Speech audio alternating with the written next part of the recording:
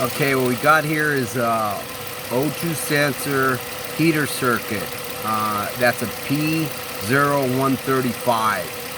So what I did to check and see if it was the circuit that was bad, I just hooked a little light bulb up to the wiring.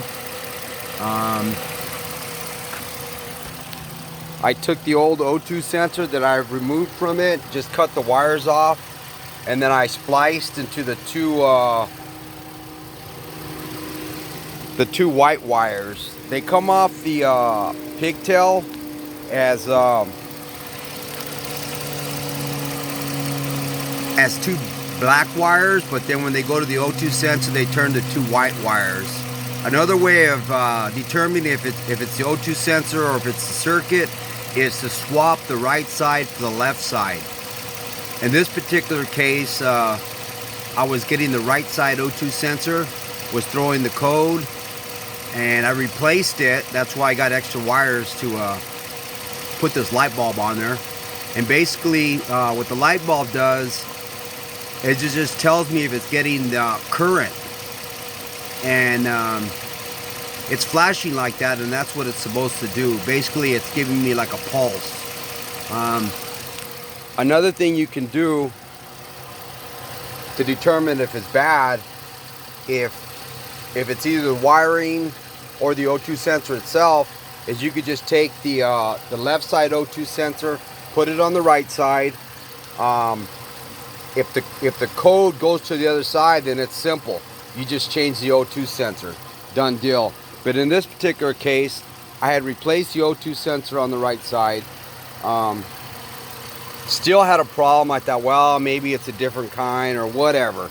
So I took the new O2 sensor, put it on the left side, put the functioning good O2 sensor off the left side on the right side. The problem still persists, didn't change one bit. So it is saying it's a circuit problem, so I decided to test the circuit. I tested it with the multimeter, and while it was running, it was like 14 volts. When it was off, it was around 12. So the multimeter won't read amperage though. You can't determine. Maybe it's just a weak 12 volt. Maybe let's say it's only giving out 1 amp or something, just enough to give me 12 volts and give me correct readings on this bad boy here. But that wasn't the case. So anyways, the reason I'm showing you this, so you can see what I did here. Let me reach in there. I did it on, it's actually the other side, but it's easier for me to get my hands on this side. So